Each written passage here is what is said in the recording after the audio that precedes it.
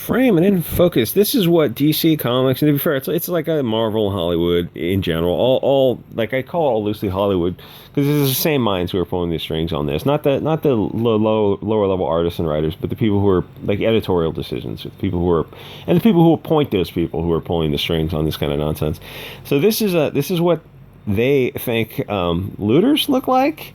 It's fictional. It's fictional. Yeah, I know. But this is not what looters look like. Well, it's fictional. Like I said, it's fictional. Yeah. But it's weird how you jump into fiction on some of the aspects of this Batman story where you're talking about the Penguin and the supernatural, or those type of antagonists. But then you kind of jump back into nonfiction where you're talking about Antifa and BLM a little bit. Riots are the voice of the unheard.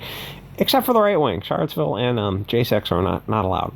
Really? Unarmed peaceful protests are not peaceful protests. Peaceful come from the right. That's not allowed. But BLM and Antifa literally deleting 4 dozen people and causing over $1 billion in damage, destroying small businesses. Sometimes, occasionally, burning buildings with people in them. That's fine. Voice of the unheard. Well, all right, good luck with that. See how well that goes for your civilization. Well, it doesn't predict longevity. So this is what these people what do you mean these people? Oh, you know what I mean. Come on. It's a listening to Nurkic live stream last night. Every once in a while, his chat is so base. Every once in a while, he'll drop honk pills. It's friggin' hysterical. That guy is he's so funny. This is what they think looters look like. If you're not American, maybe you don't understand. If you're American, you look at this, you roll your eyes and laugh. You're like, oh, this is, holy cow, man. And there's kind of a long history with comics, protagonists and antagonists doing this kind of stuff where comics are they wrote themselves into a corner. And it's kind of another discussion. It's really tricky because you can't really get into it on YouTube. Anyway, so click the links. I think I said the Odyssey, Bit Chute, or Telegram, or Sport Channel, heaven forbid. So, Batman, why the hell do we support a YouTube channel? I think people donate for the Odyssey and Bit Chute videos more so than the YouTube videos. Though I enjoy pop culture. I think it's, like I said, it's a facet of the crystal that matters and kind of gets overlooked. It's like propaganda in all its forms. Politics being downstream from culture. The pop culture stuff matters to show you like what their thinking is.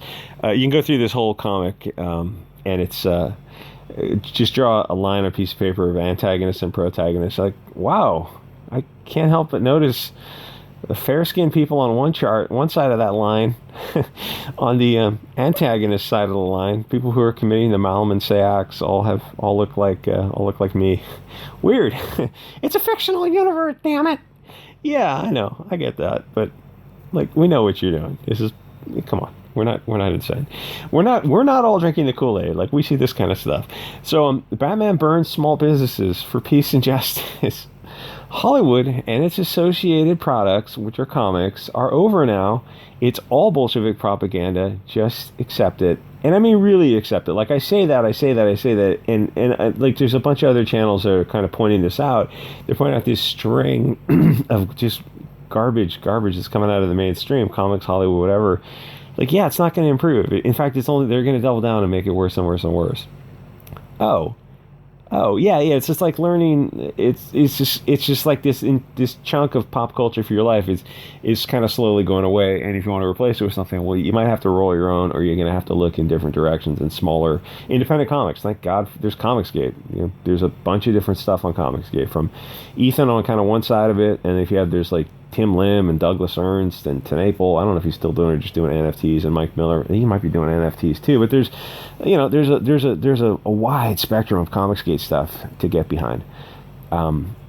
Where the mainstream, to Mike Miller's credit, he was doing his comics, and he was showing like, it's why Kickstarter wouldn't accept one of his projects, because I forget the name of it. It was a great comic, graphic novel, and because it showed gang members as they are.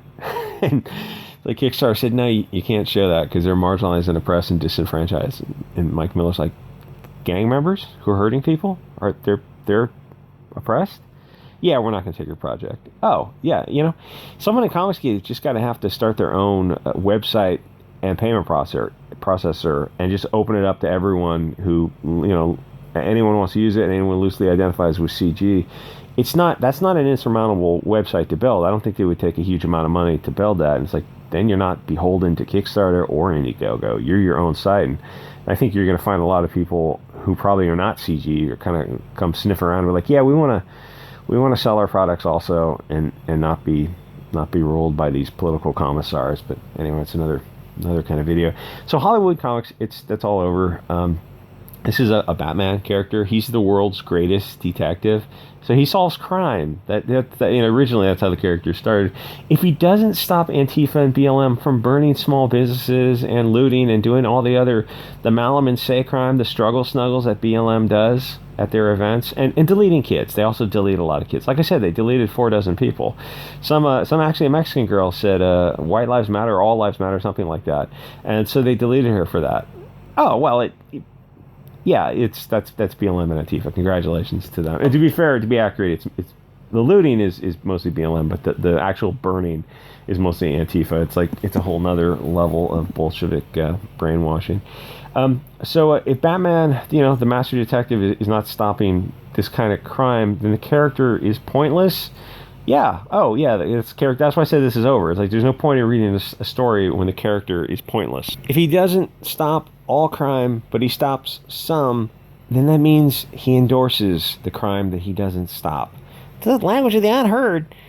Yeah. Except, they're stealing from like a store, some privately small-owned businesses and some major businesses, to be fair, but when they burn buildings and they loot, they don't discriminate between the big businesses and the small businesses. They just go and destroy it all. And a city needs retail to function. Otherwise, you get retail deserts. None of this makes sense when you try to analyze it at like just even a teenager's perspective.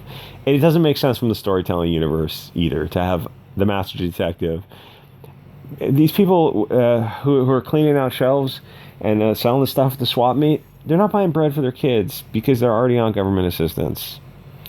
Oh, you mean they're just like buying drugs and alcohol and tennis shoes? Yeah. It doesn't take a genius to see that because they're not shy about talking about what they're doing online. It's like they're not hungry. They're not buying bread. There's food banks all over the place. Like all the left's excuses for everything are just so easily brushed aside. You look at it like, no, they're just buying drugs and alcohol, because that stuff's locked up. But you can steal like shampoo and sell it, like literally just go outside and sell it at the weekly swap meet, and then you can go buy drugs and alcohol with it. I see. They're not buying bread. So this writer makes a character pointless, the master detective that doesn't detect crime. He just weird. So in their world, home invaders, looters, and the street thugs who are committing all this, Malum and Say one-on-one type of stuff are all men of European descent, which is weird because the writer who came from the UK and moved to San Francisco, if you've been following the news and the local news in San Francisco, it is full of non-fair-skinned looters. Like 100% of the looters in San Francisco don't look like me. I'll put it like that. So I don't understand why they do this strange reversal. Obviously, it's not politically correct to show who is looting, but to portray the people who are not committing the crime versus the guilty ones kind of brings hatred to this group of people who are innocent of hatred. They're not the ones who are doing this, so why are you... It's like effectively you're defaming one group of people to shield another group of people. Because in your left-wing liberal straw man world, like, people who look like you and me just don't do this stuff. The people who are doing it doesn't fit their narrative, so they literally make comics where they show you the color of the sky in their own world, and it's this. Like this is 99% of the looting doesn't look like this, but that's comics. Anyway, he uses a line in the comic that got me to make the video in the first place. Was, you've heard this line for the past 2 or 3 years. Was, well, the businesses are insured. And the people these same people who use that defense and are tearing down statues and just this nonsense, like these people are people who never never did anything that mattered. They never had a small business. They never had to hire and fire people and be responsible for people's paycheck, and like be responsible and create something where you're the boss, where you're not just showing up and someone else takes all the risk. It's like they go, oh yeah, I work for this company, I prepare lab samples, and I get paid a paycheck, but it's, the boss makes 10 times that I do. It's like, so yeah, but he built the business, right? I mean, he got the floor space you're on. He started everything and got the capital financing to get everything. He took all the risk and he built his business over 5 years, and then he hired you at the last stage. So you're getting $50,000, and he's getting everything else because he created the whole thing. He took all the risk for 5 or 10 years to build a business. Oh yeah, but there should be socialism, divide it all equally. It's like none of that. If you do that, then nothing gets created. As so many examples in history. So these people who are like, they keep using that refrain, insurance. And these are people who've never had a business and never bought insurance. They have no idea how it works. They just, like, on Twitter, you're going to find a lot of people to the left of the bell curve who just parrot information. And even if they're not legitimately to the left of the bell curve, they hear something, it goes in their ears, and it just goes right out through their fingers and the keyboard, and it never passes through a brain. They never actually stop to think about it. Like, oh wait, how does insurance work? What happens if you claim insurance every week? The guys go into the San Francisco Walgreens and they clean it out, and it's like, oh yeah, we're losing $2,500 per week through loss prevention, through people just clearing stuff out. So you report that to the insurance, and they pay that $2,500, right? Well, I mean, logically, like, what's the next step of that? What happens to the insurance? It's a shared risk banking type of system. Where does the money come from? It comes from other people who are paying into the system.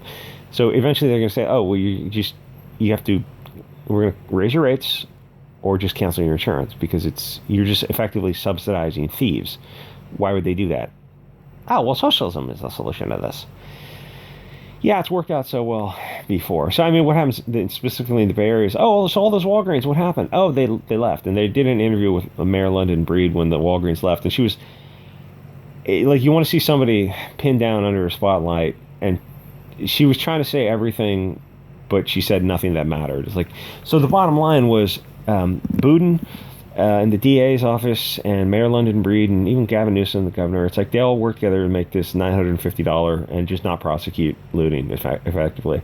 So what happens? Well, they looted the stores, they lost money, and they closed the doors, and something like almost 100 retail businesses in the Bay Area left, and Walgreens alone was like over a dozen stores left. And they were trying to say, oh, well, they left for other reasons. Okay, maybe they did. Maybe you're right. Maybe it's just a massive coincidence that all these businesses left San Francisco. Maybe it is, but I mean, it's probably not. It's probably the looting, because like, money's not magic. Insurance isn't magic. Looting isn't magic. It's like, a society doesn't function when you've got people burning businesses. And then, that's the big stuff, the burning businesses, or sometimes burning apartment buildings, or burning businesses with people in them, or, the mass amount of crime that goes along with it, like the battery crime, the crimes against a person that goes along with it. That's not a functioning civilization. And even the stuff that is crimes against property, looting, it's like, oh, well, retail's not magic. I mean, it's money in, money out. And if you're effectively, if they take the products off the shelves and they just sell it at a swap meet so they can buy alcohol and drugs and tennis shoes, well, the store's going to close. Oh, yeah. But the stores did close. They did, in fact, close. Things would be different under Trump. Things would be worse under Trump. Trump was president for 4 years. It's like the 2016 to 2020. They always use that excuse, like, things are devolving quickly under Biden. And they go, oh, it'll be worse under Trump. You go, like, but we had Trump. He was elected for 4 years. And things were what they were under Trump. He was in office for 4 years. That wasn't the magical time warp of 2016. Didn't just jump to 2020. That guy was actually in office, and things were okay. He actually went to North Korea to meet the North Korean guy. Oh, that.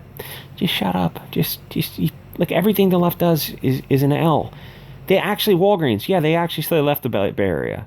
Oh yeah. But they were going to leave anyway. So the looting had nothing to do with it? No.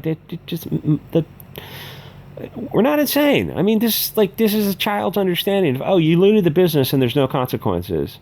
And so they took the products, they sold them at swap meets. So Walgreens is just subsidizing thieves. Oh, what happens? Walgreens close. Oh, well, now my grandma doesn't have a store to go to. Yeah, because your grandson was looting the store every week. That was a small business to him. Hey, God bless him. It's like you got to play by the rules of the game. Anyway, like, comment, subscribe. See you guys all next episode.